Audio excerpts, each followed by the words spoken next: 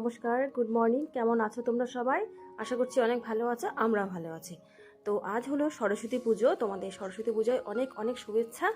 আর আজকের দিনটা কিন্তু আমার কাছে একটু বিশেষ গুরুত্বপূর্ণ, কারণ মাম্মার হাতে আজকে হাতে খড়ি দেব।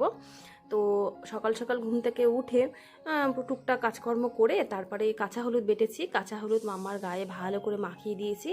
সে তো কি কান্না, কিছুতেই মাখবে না, বলছে মা আমি কিছুতেই মাখবো না, এটা তুমি আমাকে কি মাখিয়ে দিচ্ছ, আমার গায়ে শ্যাম্পু দিয়ে দাও, সাবান দিয়ে দাও, আমি এটা কিছুতেই মাখবো না। তবুও জোর করে দিয়ে দিয়েছি। আমি অনেক বোঝালাম যে মা আজকের দিনে একটু হলুদ মাখতে হয় জানো, তাহলে সরস্বতী ঠাকুর ভালোবাসবে। তাই তখন গিয়ে একটু মেখেছে। তো যাই হোক, স্নান ধান সেরে দেখো ওকে আমি শাড়ি পরিয়ে দিচ্ছি। আর শাড়ি পরাতে গিয়ে আমি একদম নাজেহাল হয়ে গেছি, কারণ সে তো আর স্থির দাঁড়াবে না। দেখতেই পাচ্ছ পুরো নড়া চড়া করে যাচ্ছে, এটা কি ওটা কি সেটা কি। আর একটা স্কার্ট ছিল, টুপার ছিল, তো সেটার উপরেই কিন্তু আমি শাড়িটা পরানোর চেষ্টা করছি। একটা উপরে লাল কালারের টপ ছিল, সেই টপটা পরিয়ে দিয়েছি, আর নিচে স্কার্টটা পরিয়ে দিয়েছি। ওই স্কার্টটার উপরেই কিন্তু শাড়িটা পরানোর চেষ্টা করেছি। তারপরে দেখো আমি বলছি মামা এভাবে কুচিটা ধরতে হয়, হ্যাঁ, তারপরে আমি ঠিক করে দিচ্ছি। তো যাই হোক, বেশ মজাই লাগছিল, একটু রাগ রাগও হচ্ছিল, আমি পুরো ঘেমে গেছিলাম। তো যাই হোক, শাড়িটা পরিয়ে দিয়েছি। আর শাড়িটা কিন্তু ভীষণ সুন্দর ছিল, একদম কটনের ছিল, আর দেখতেও বেশ সুন্দর লাগছিল। আর মাম্মা কিন্তু বেশ ভালো মতো ক্যারি করছিল শাড়িটা। তো যাই হোক, দেখতে থাকো ভিডিওটা। এই তো মাম্মাকেও রেডি করানো হয়ে গেছে, আমিও রেডি হয়ে গেছি, শাড়ি পরে নিয়েছি।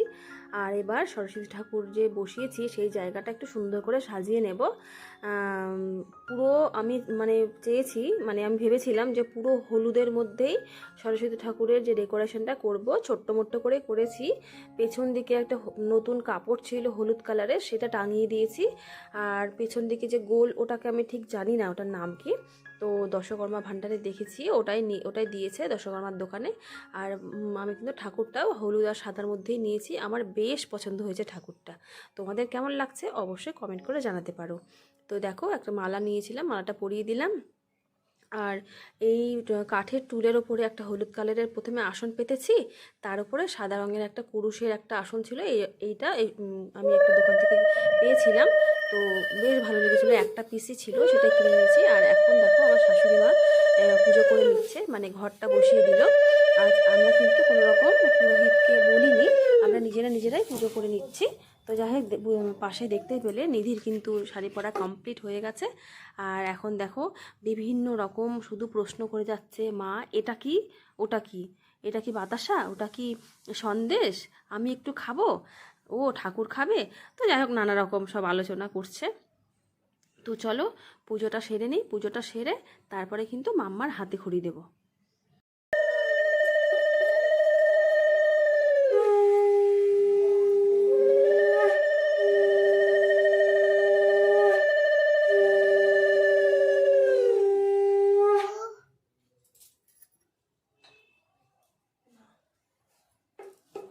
তো কালকে রাত্রিবেলা শুয়ে শুয়ে একটা কথা মনে মনে ভাবছিলাম, যে সরস্বতী পুজোর আগের দিনটা আমরা কিভাবে কাটাতাম। বিভিন্ন রকম প্যান্ডেল করার একটা ঝোঁক ছিল। তারপরে সমস্ত বান্ধবীরা মিলে শাড়ি সিলেক্ট করে রাখতাম, কোন শাড়ি পরবো, কোন গয়না পরবো। তারপর আগে থেকে ব্লাউজ সেলাই করে রাখা, সায়া গুছিয়ে রাখা, মা জেঠিমাদের শাড়ি, কোনটা পরবো, কোনটা পরলে ভালো লাগবে। তারপরে শাড়ি পরে প্রথমে স্কুলে যাওয়া। তো যাই হোক, সেই সব দিনগুলো তো ভীষণই মিস করি। আর এখন মেয়ের হাতে মা সরস্বতী মশাই একজন শিক্ষক ছিলেন। আর আমার হাজবেন্ডের কিন্তু ভীষণ ইচ্ছা ছিল যে তার বাবা তার মেয়েকে দেবে। যাই হোক, আমি সত্যি আমার শ্বশুরমশাইয়ের মতো মানুষ দ্বিতীয় হয়তো দেখিনি।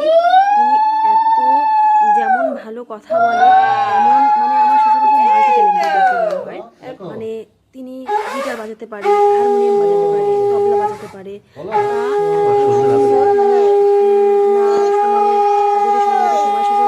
অবশ্যই শোনাবো।